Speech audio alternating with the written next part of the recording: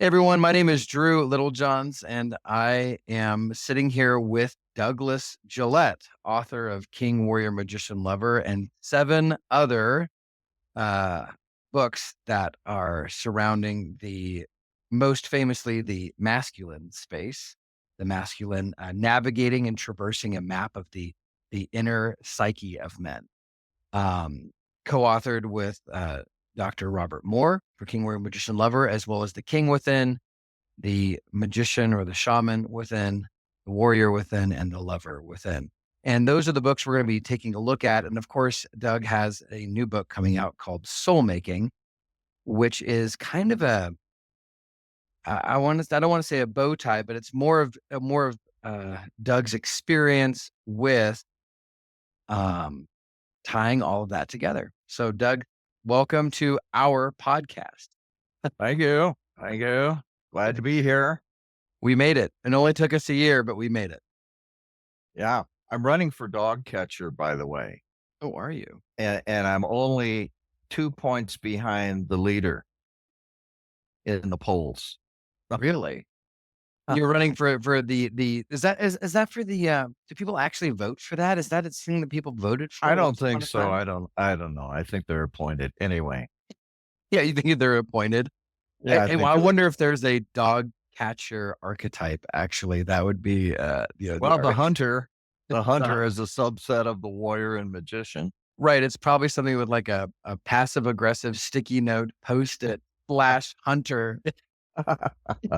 You know? Which reminds me, apropos of nothing really, that we usually have the grape raiders by this Mhm, time of the year. mhm. And because I built a huge grape arbor over the patio Yep. and back, and the raccoons come, a big quarreling family comes and gets the grapes before they're fully ripe before we can get them. Anyway, it was so hot and dry this year that no raccoons because no grapes.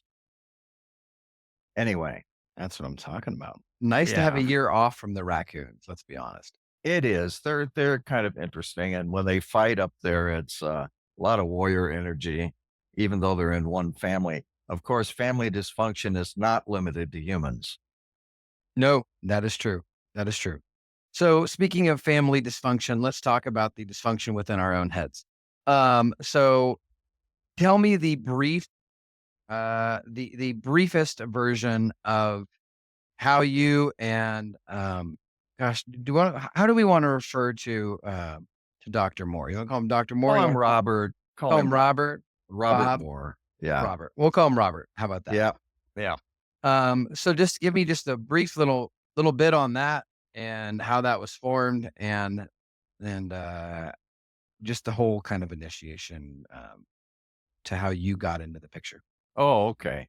I went to the theological seminary, Chicago Theological Seminary, for my second master's degree many years ago.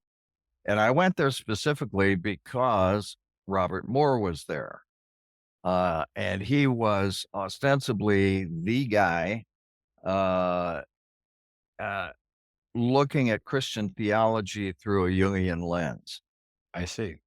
And so I said, okay, I was still trying to be a pastor in those days. A Jungian pastor. That's brave. Well, yeah, a Jungian Christian Universalist pastor. Okay. And so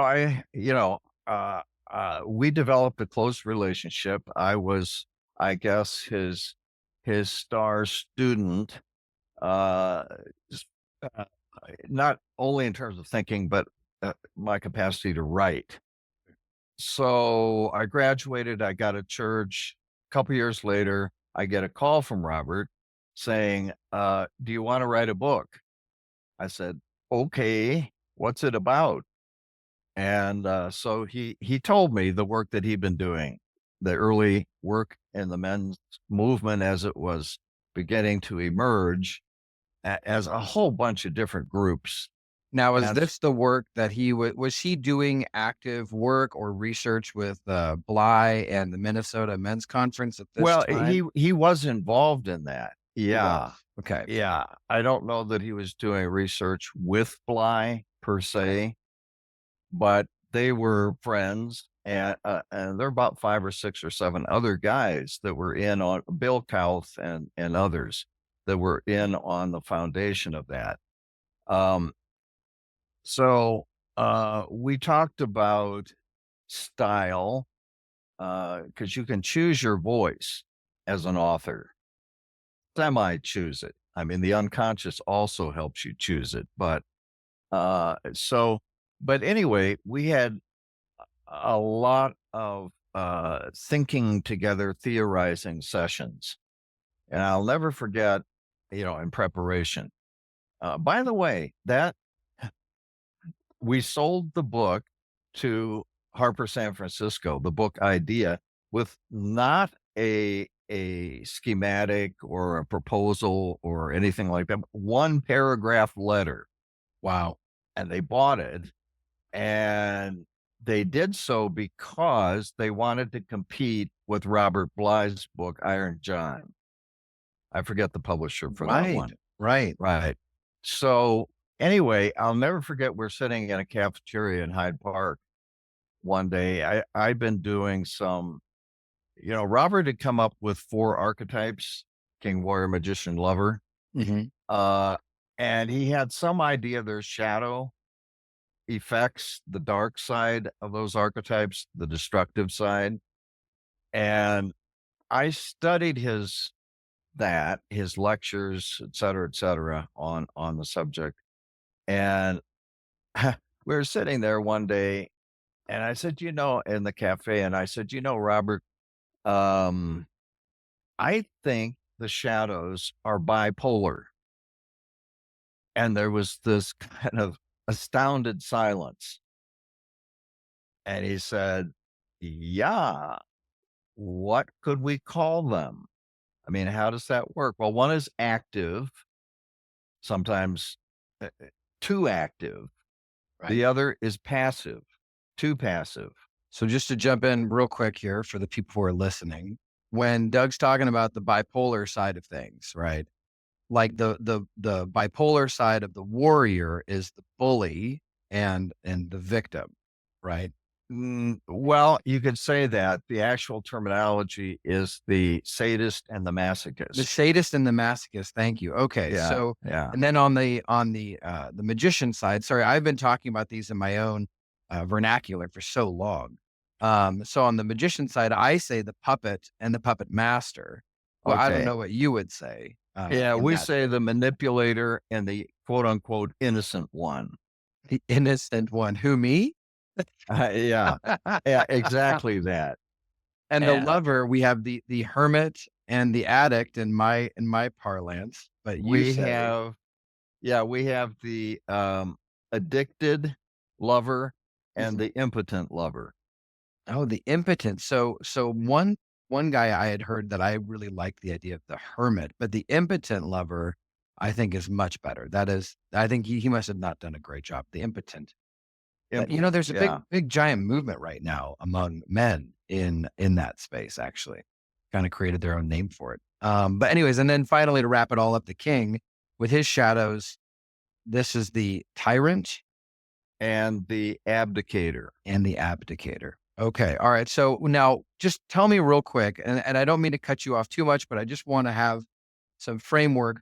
Why is it important to understand the bipolar nature of these rather than just saying, well, I have king energy, and so that's king energy. Like why is the bipolar side actually important to study or to look at? Because, first of all, the shadows are bipolar, and we know that from our own life experiences and from watching other men, Yep. and being friends with them and so forth.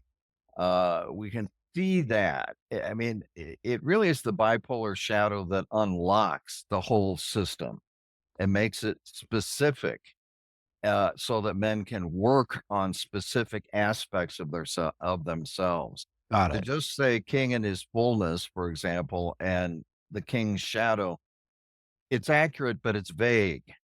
In that It this does, bipolar aspects give you something to work on from a progression standpoint, right? Yeah, yeah. As I say, they unlock the whole system, Right.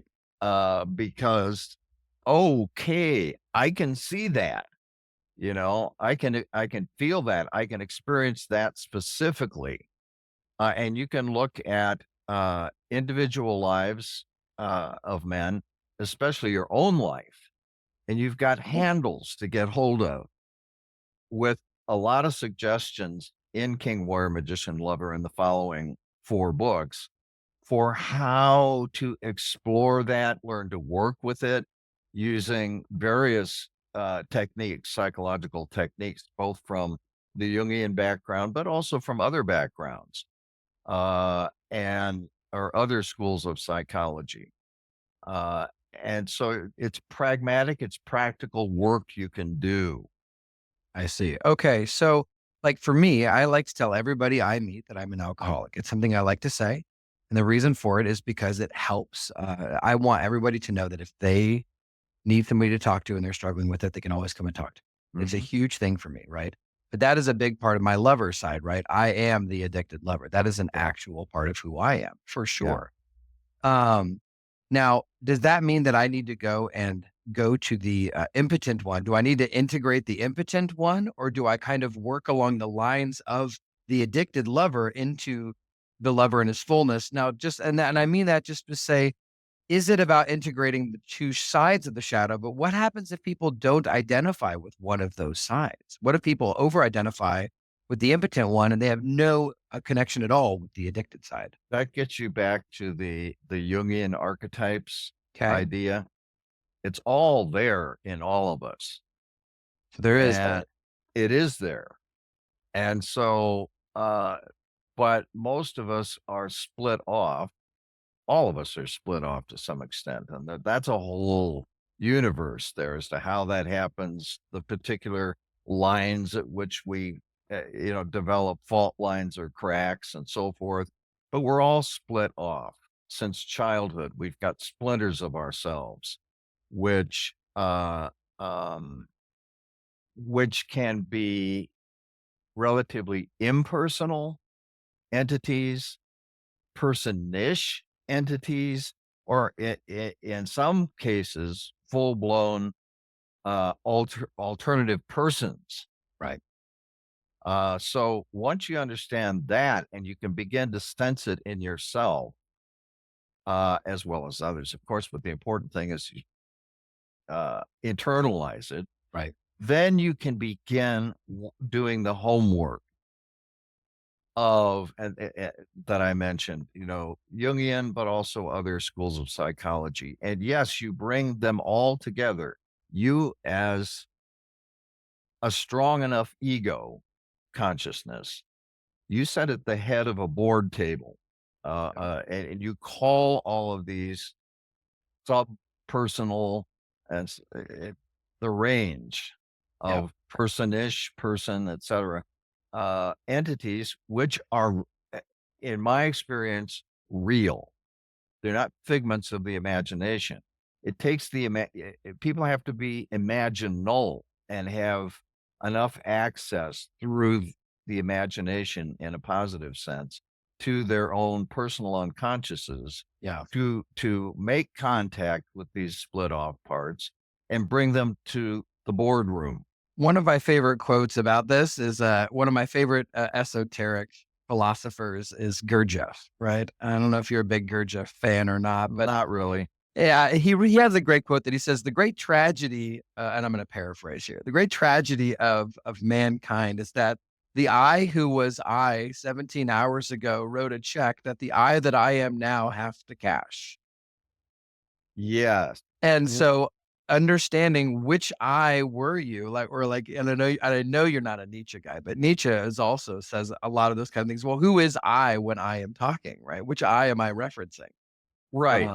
If Yeah. you're in an argument with your spouse and you say, "I am angry," that is probably a tyrant or warrior energy that is angry. I mean, or manipulative or, which I is angry in that Yeah. space, That right? that is a central and an important question. Right. Because in my view, we are, if you go way back to Plotinus, the the Greek philosopher, he said we are all a multitude, each one of us. Uh, the he didn't put it in these terms, but translating that into Jungian terms, there is or needs to be, it's in there somewhere, a strong, uh, mature, which is um, uh, empowered by Jung's self, capital S, which is deep, deep, deep in the psyche. That's how the conscious ego becomes valid, strong, etc., is its connection with the self, capital S. That I is the one that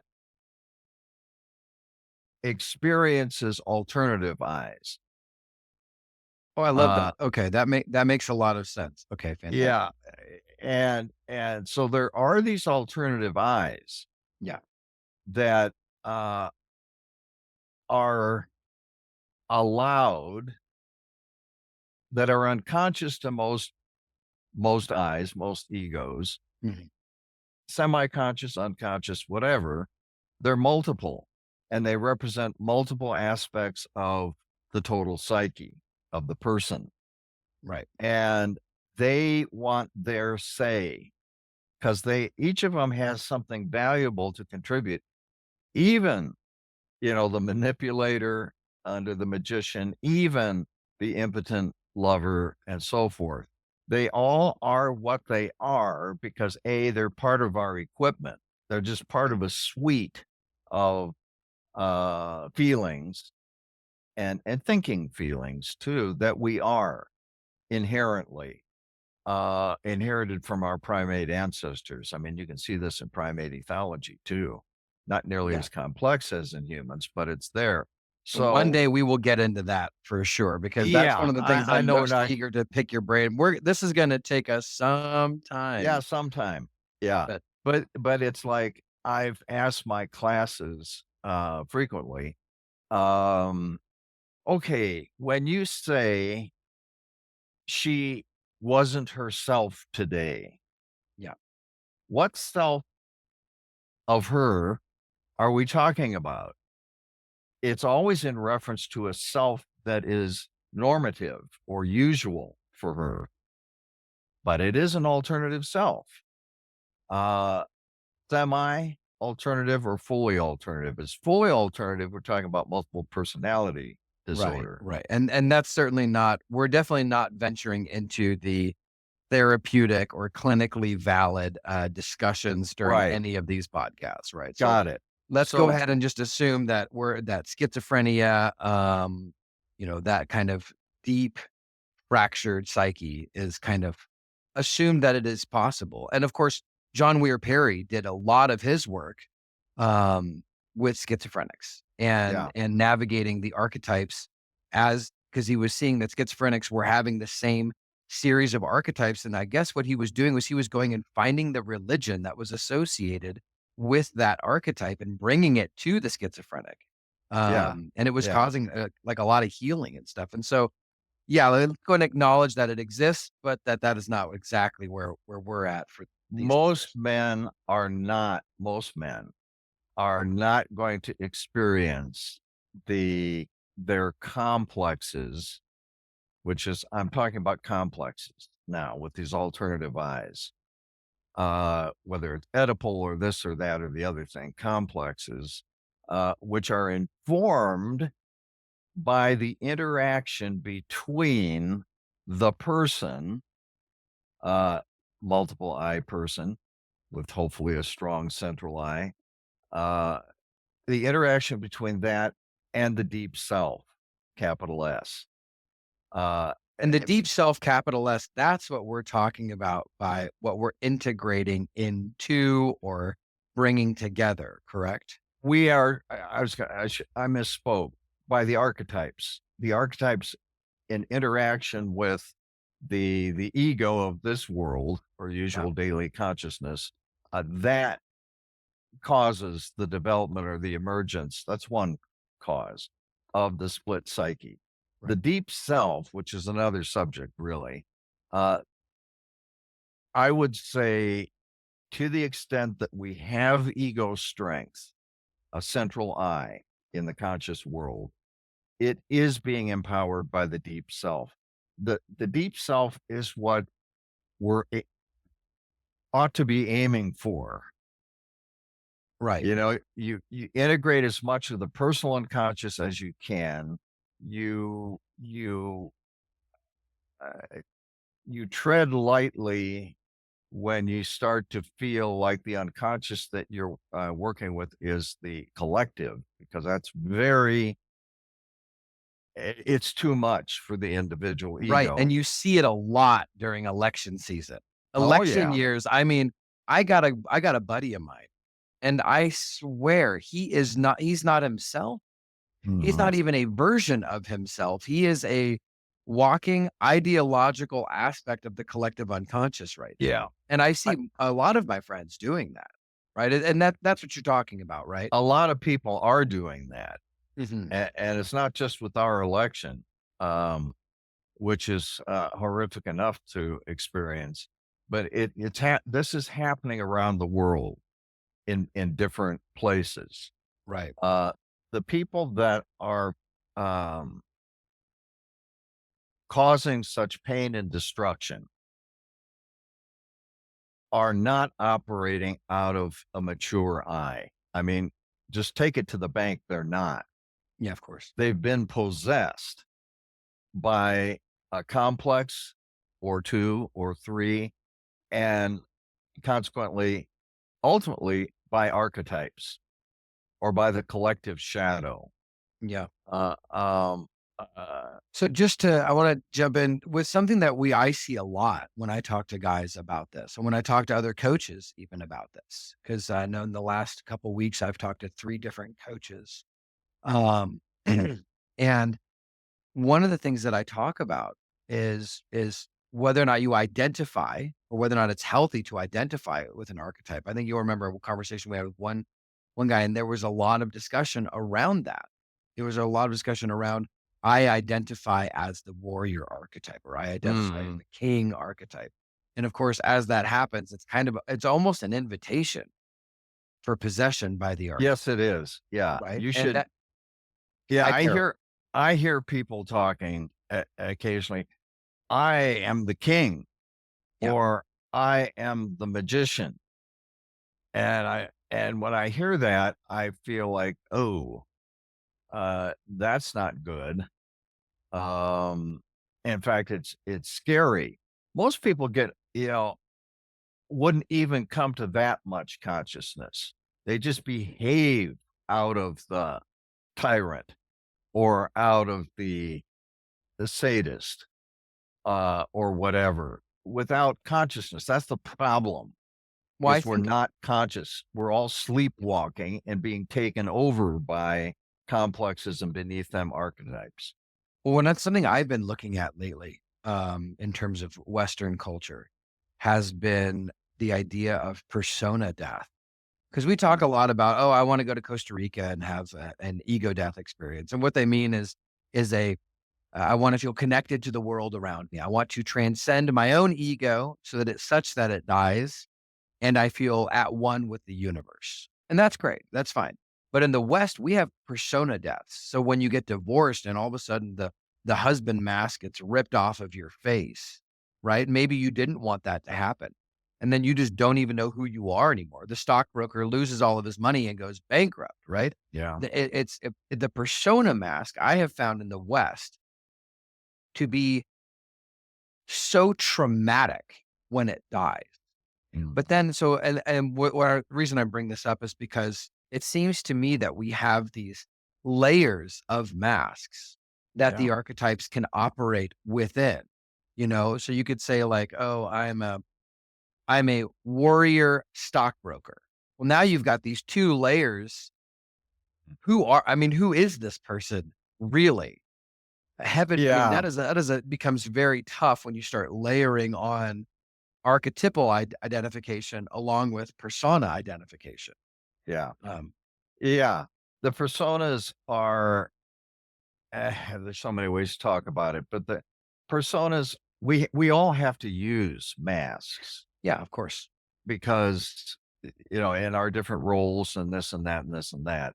The problem is to what extent do we identify with them? To what extent can we stay conscious? Again, that strong I that is anchored to the self, capital S. It is extraordinarily painful to start uh, pulling masks off or Right. have them ripped off. It is because we mistakenly think we are that. And often those masks come, some of them come with ideologies so that and this is all over the world, it's not just the West. Everybody's wearing a mask virtually, Well, you you have know. to in some way to protect, right? That's part of the ego. Like there is a healthy ego. There is Yes. a healthy persona. There is even, in my opinion, and we could talk a lot more about this, a healthy approach to the shadow, a loving and Mhm. compassionate acceptance to something that wants to get you to explore new things and try new stuff out. Right, You know, right. there's a It's lot the going on. it's the specifics of the nature of the shadow Yes. and the specifics of how you handle it or Yes. work with it that that's the fine print. That's where it gets tricky. And generalizations are helpful, but they're in a certain sense, but the more general they are, the less accurate they are. Um, Well, of course.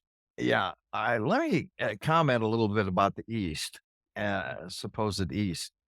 I am I was led to what I'm about to say by uh, William Chittick, the foremost scholar on Muslim himself, converted, foremost scholar on Ibn al Arabi, the greatest sheikh of the Middle Ages, greatest Sufi thinker of the Middle Ages. And uh, he was saying, uh, Ibn al Arabi was saying that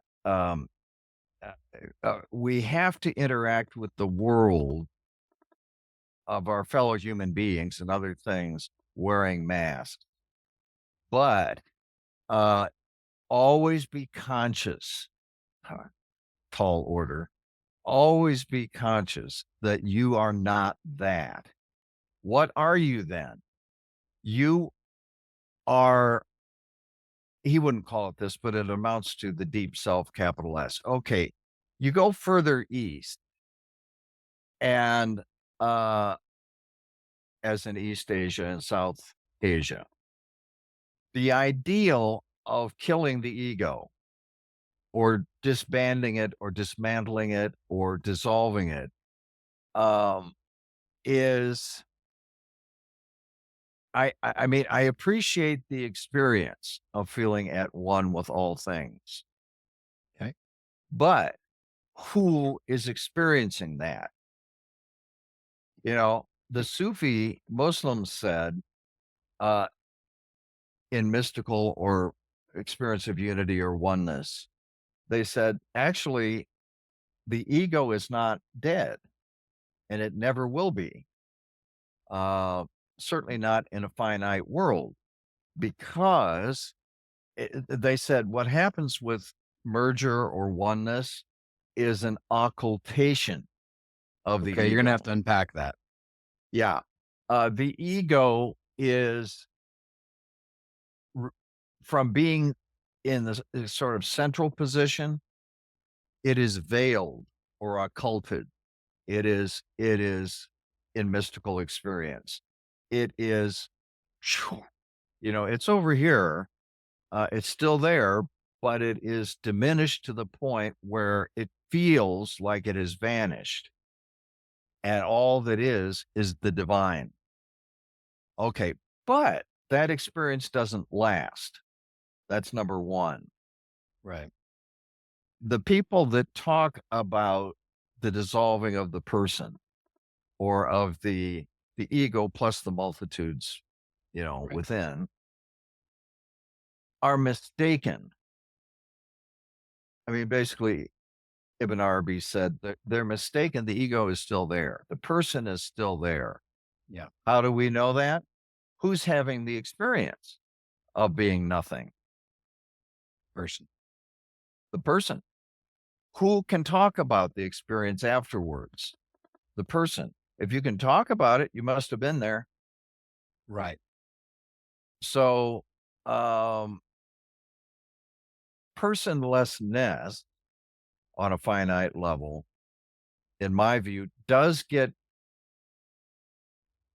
it gets overplayed, and they're not looking at the Right. fact that it is a finite person that is having this experience, an I that is still there, having this experience, and then writes volumes and volumes and volumes of how you get there, what it's like, and so on and so on. Well, who's doing that?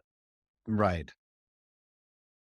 It's the observer, the person that was there in the experience. So, yeah, I mean, I'm not big on if you want to do that. I'm I've had those experiences, but I don't want to stay there. Yeah. Even if I could, I don't want to stay there.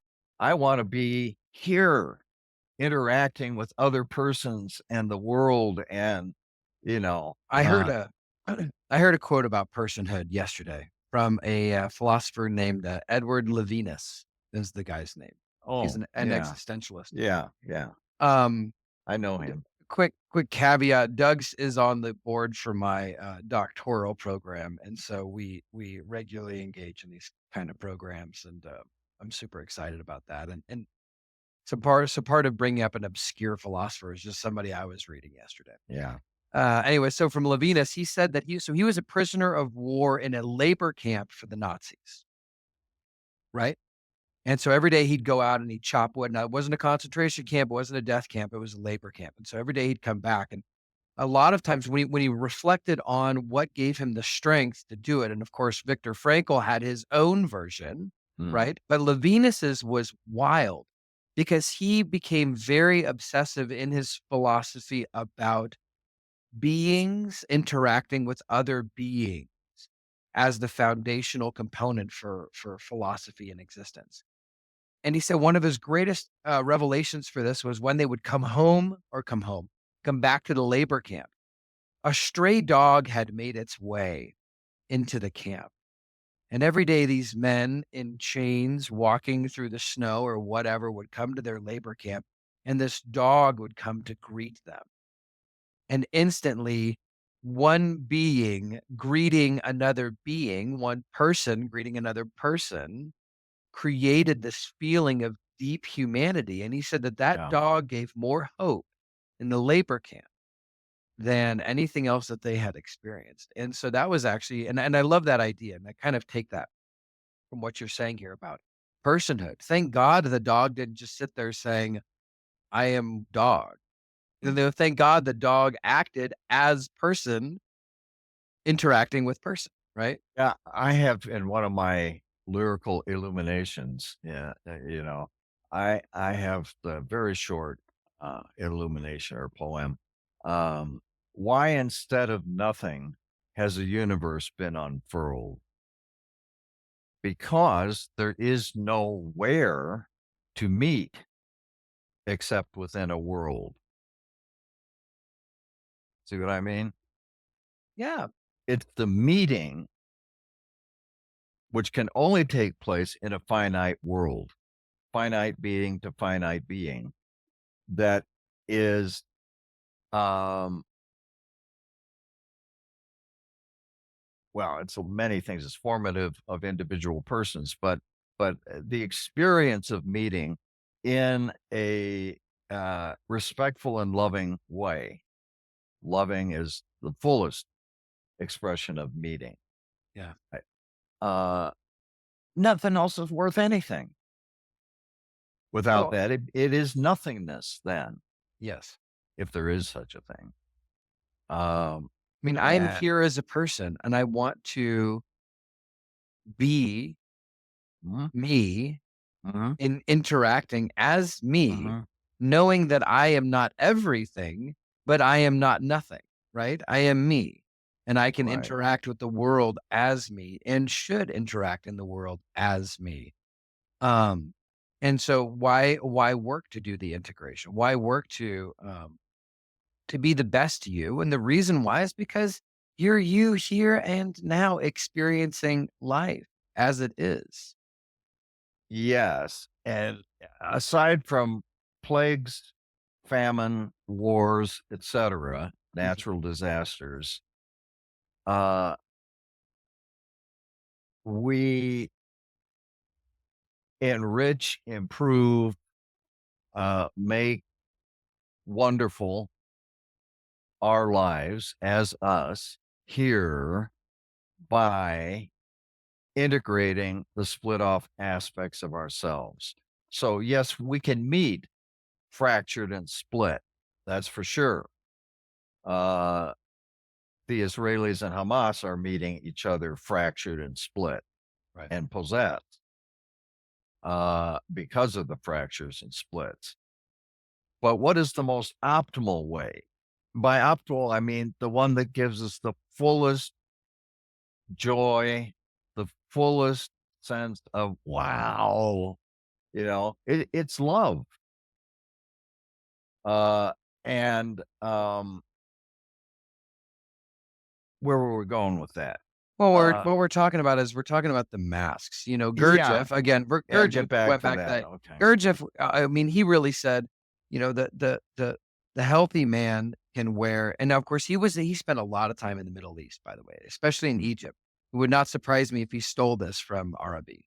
But he said, you know, the mature man can wear any mask, knowing that he is not any of them.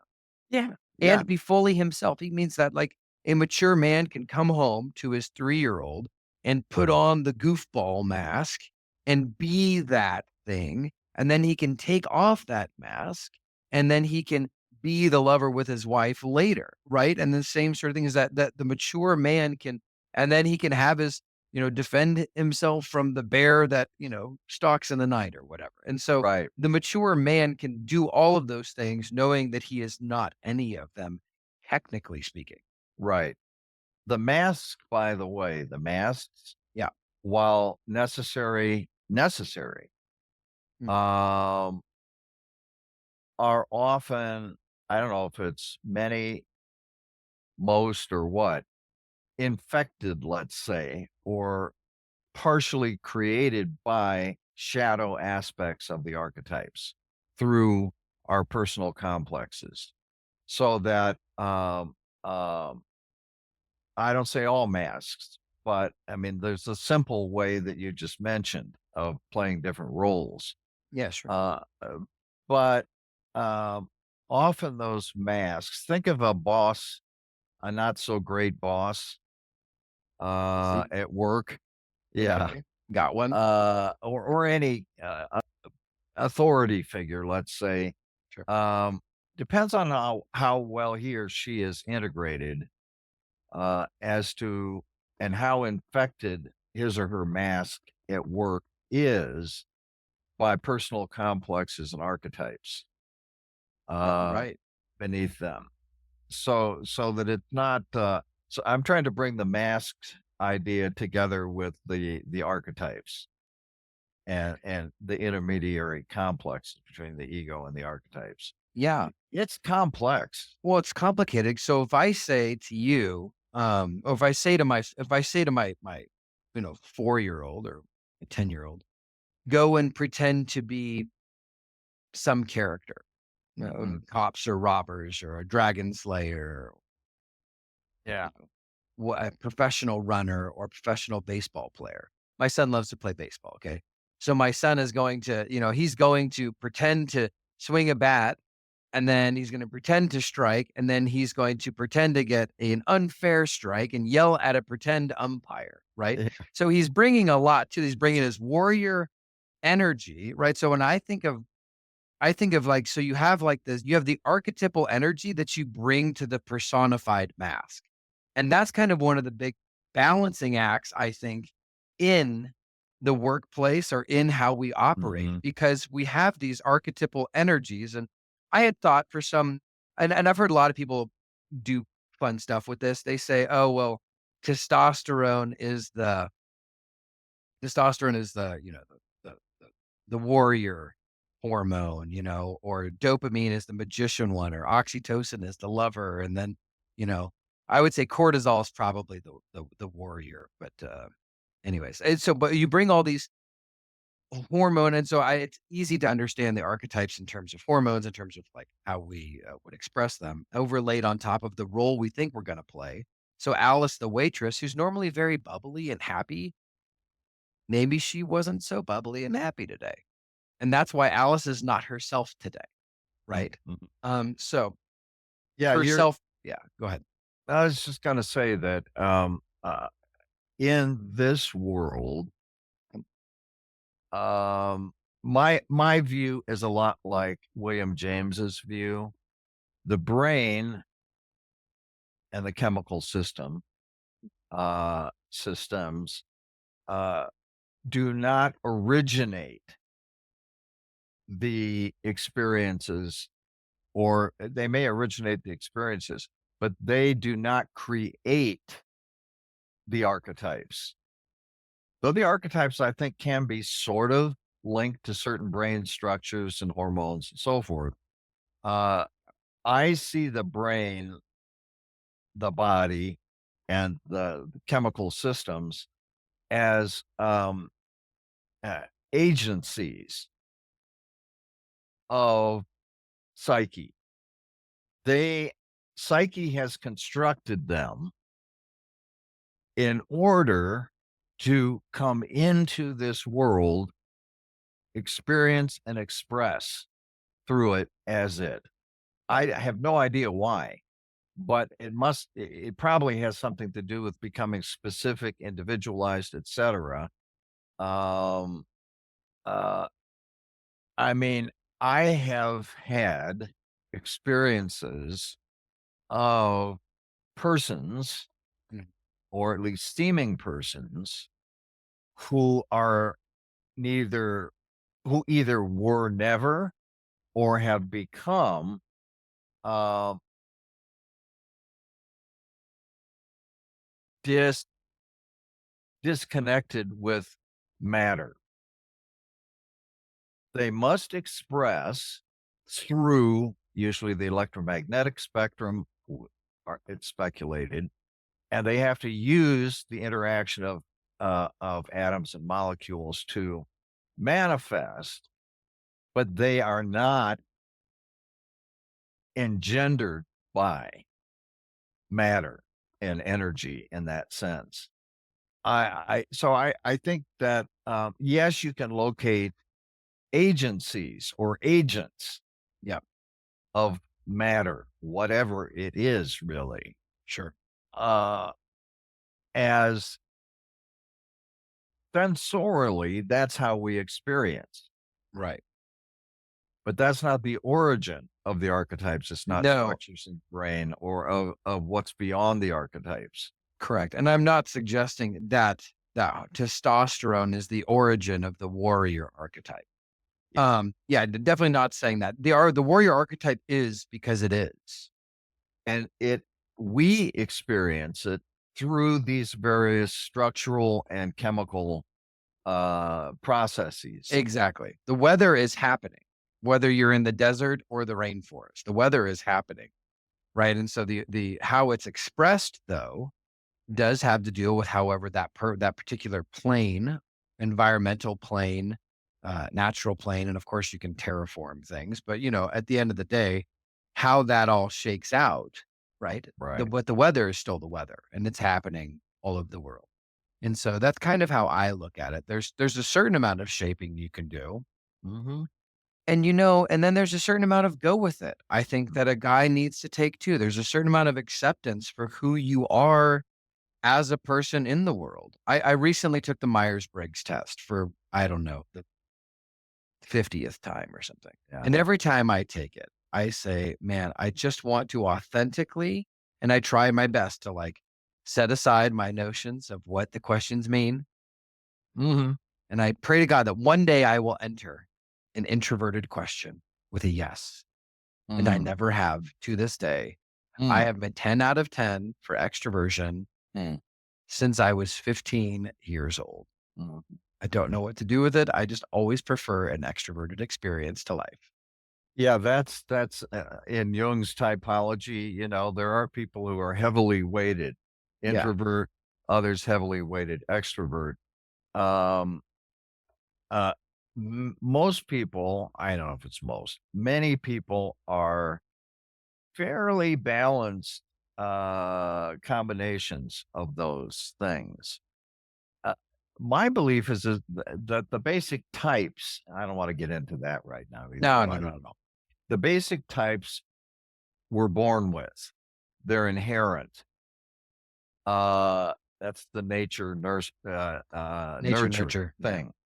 Um, they can be modulated. And a lot of Jung's analytic practice was to try to help people balance, their weak or less expressed sides. Mhm. And so, yeah, this is what I found when I was doing life coaching Mhm. or whatever you want to call it. It was really a combination of Jungian analysis and some cohesion stuff and some other developmental psychology and so on. Whatever worked with the person. And in talking with other analysts slash therapists slash life guides, whatever, um, we, as I remember it, fundamentally agreed that people who are not who do not have a strong enough uh imaginal capacity, Mm. imaginative capacity, uh do not benefit from psychology. I mean, they might from the more superficial versions, and excuse me, Rogerians, but I'm going to say that the Rogerian stuff it's okay. It's band-aid psychology in my view. The deeper stuff cannot be accessed, which means it cannot be integrated if you do not have a sufficiently strong imaginal function. I found that over and over and over again because all of the homework for integrating is done through the imagination. So my wife and my business partner and Mhm. most of my closest friends in life, and of course, I'm highly, highly, ridiculously imaginative. They are of the Myers-Briggs INTJ sort, which is not a particularly imaginative group of people. It's just they're very logical. They can feel their way through their own feelings very well, and then they see the world a certain. They think about the world very objectively, and then they just make a decision based on their own intuitive inner workings. But that has been my experience with both parties that when I say, "Oh, I was imagining this thing," that they were not particularly strong in it. So have you found that certain personalities or that imagination is kind of personality driven? And then we're gonna bring this back to the archetypes here in just a second, but I'm just kinda curious now. Yeah, it is personality driven. I think it's largely again inherent temperaments, Mhm. types that we're born with. Um, People who don't naturally feel that or who are suspicious of imagination, partly for good reason, um, can cultivate it, to some degree. But I have had clients or, you know, whatever you want to call it, mentees who lack that. Mhm. And because all of the homework for uh, integrating and neutralizing the complexes, integrating as much as possible the polar aspects of the archetypal shadows, et cetera, uh, understanding their dreams at a feeling level and so on. Mhm. If they can't do that, then within 3 or 4 sessions, 5 sessions, I said. Sure. I'm sorry, but I can't help you. Okay, so some practical homework here, okay? Yeah. We know it's election season. I know that for me, am more on edge than normal, not just Mhm. from the election, just from everything that's going on. It's an Yeah. interesting time, It's not 2020, money's not raining from the sky, and there isn't a pandemic, so Right. it's a different time. So let's say that people have I don't wanna say an like, anger issue, but let's say that they are upset. Let's say they are, their warrior and tyrant and manipulator is all getting a little weird, right?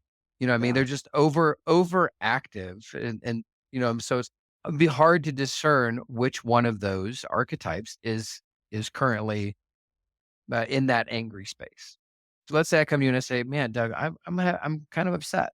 Now, not in a therapeutic way, but can you give a practical piece of homework that doesn't dive too deep into therapeutic, but is something that would be safe for me to try to use low level, Mhm. non-therapeutic active Mhm. imagination? Is there anything at that lower level? Because I know when we talk about active imagination in the past, there's always this it's very therapeutic. It can get very wild on you. It can get perilous, right? Mhm. Yep. And so is there a way to do it at a low level that is safe, informative, to be able to slowly integrate?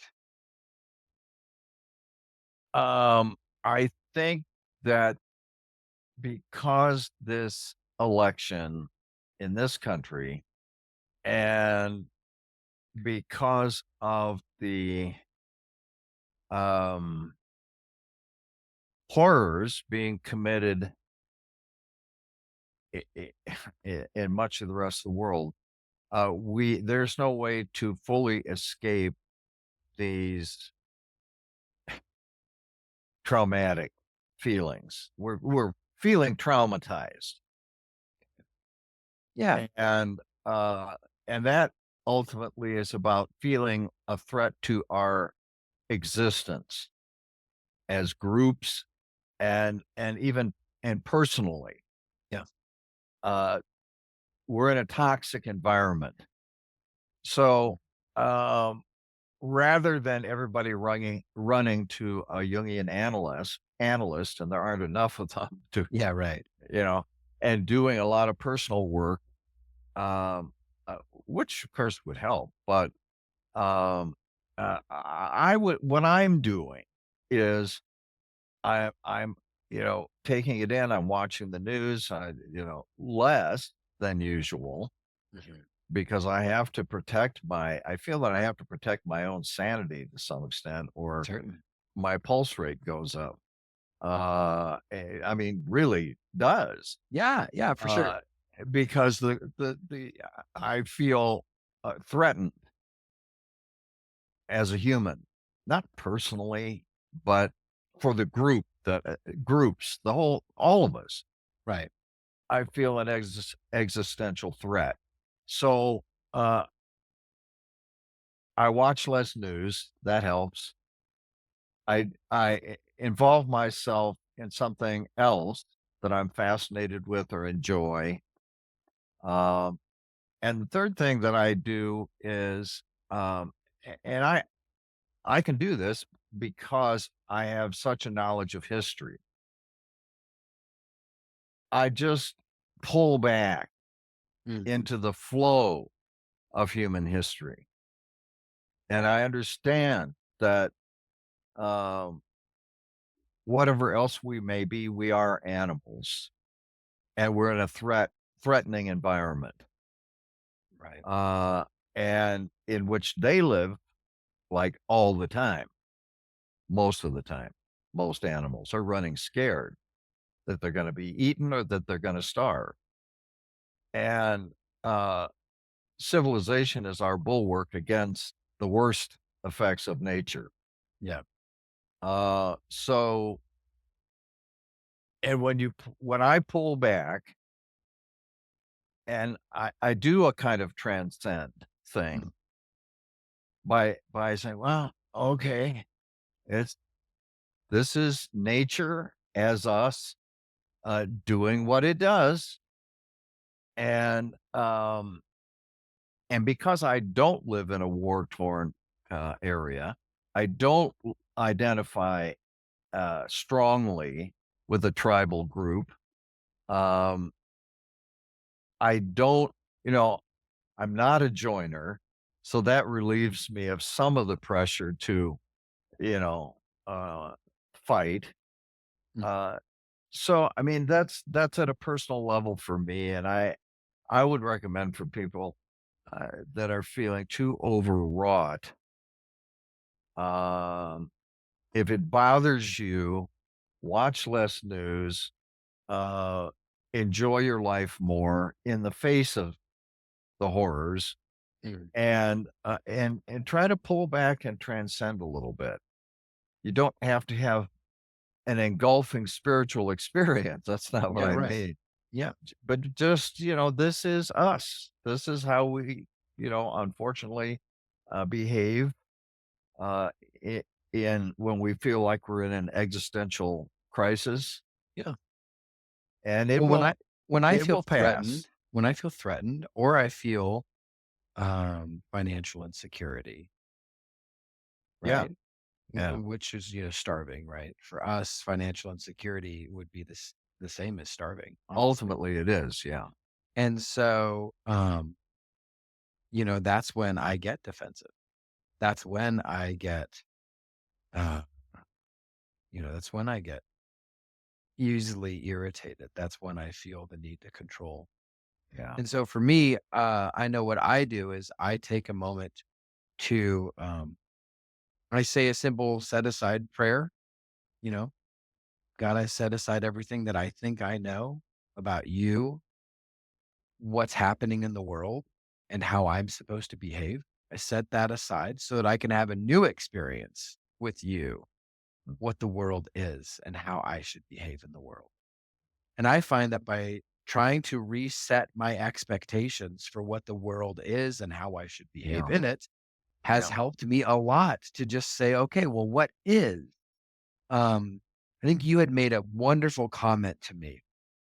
Yeah, you had made this great comment that the lover energy constantly is looking back, almost in a forlorn glance at the past, longing that it was present.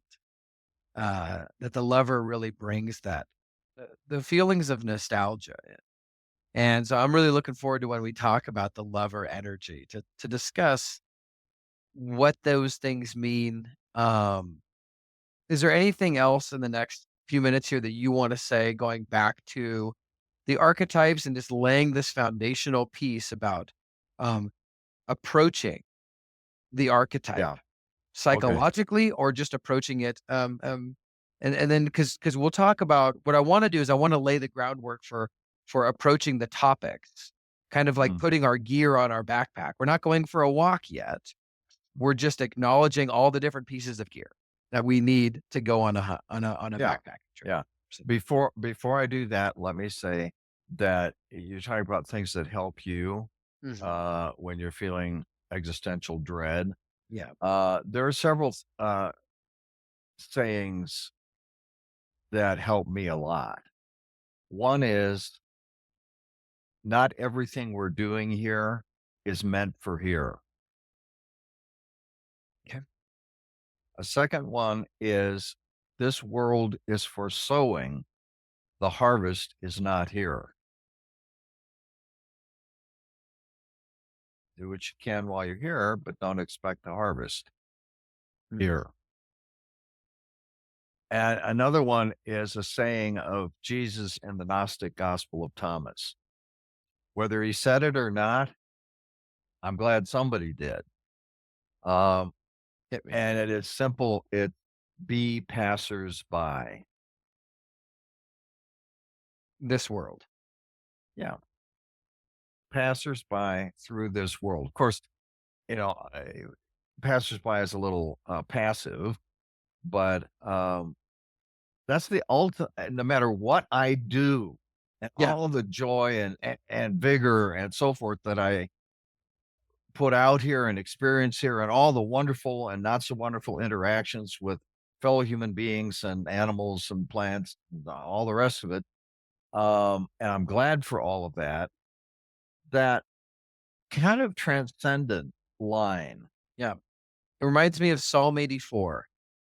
Blessed is the man whose heart is set on pilgrimage. Oh, He goes yeah, from strength to strength and glory to glory. And as he passes through the valley of weeping, he makes it a place of springs.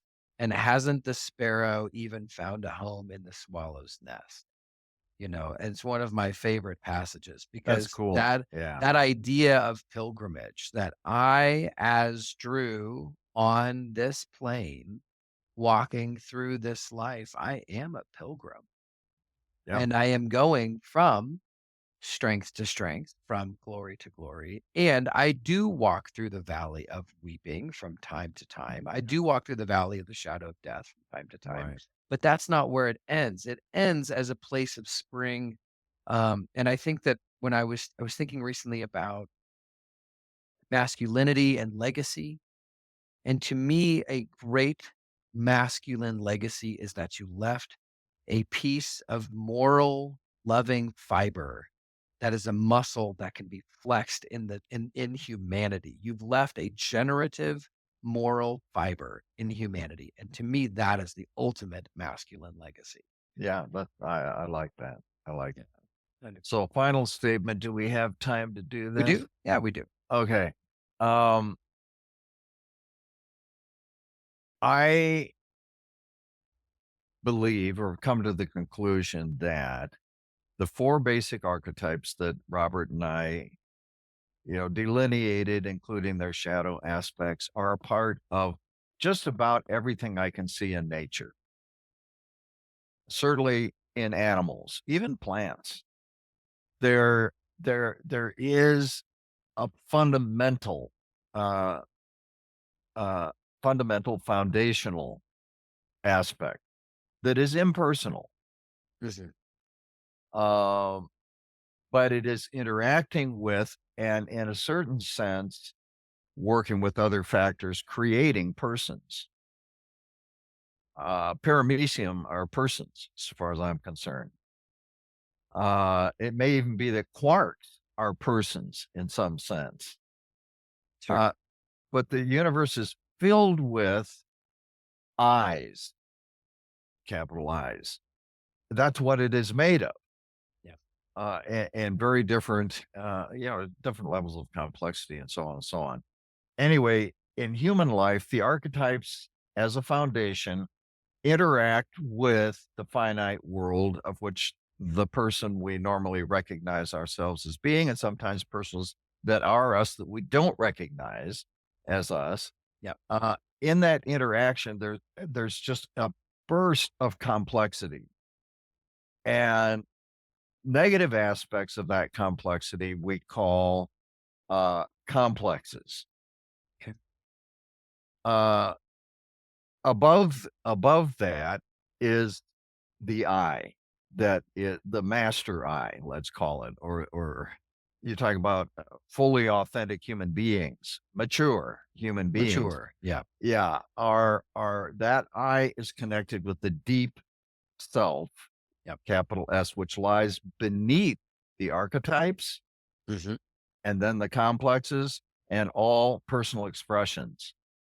So the deep self is a very much capital I, and it is attempting to guide its representative, let's Yeah. say, the little I, the ego, through this mm,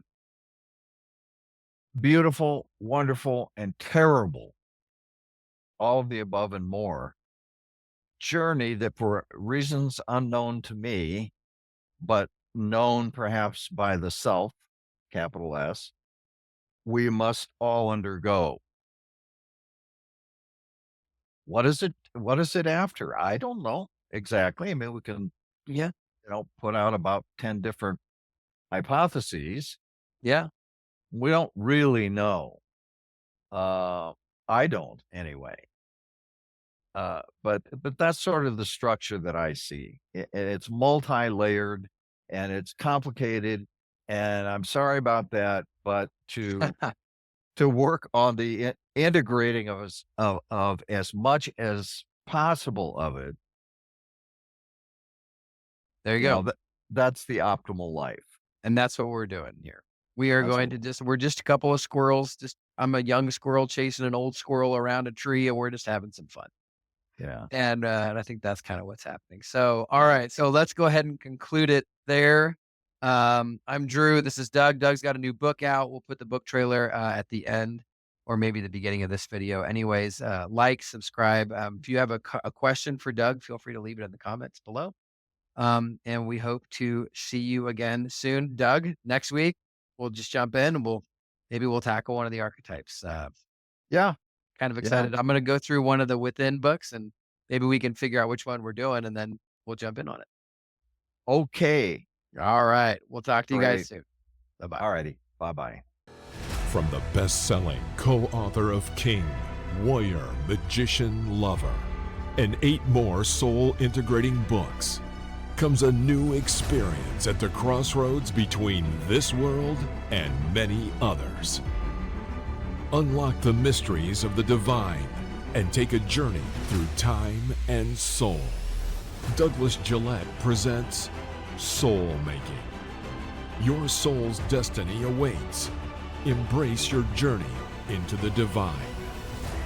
Soul Making. Coming soon. Pre-order now.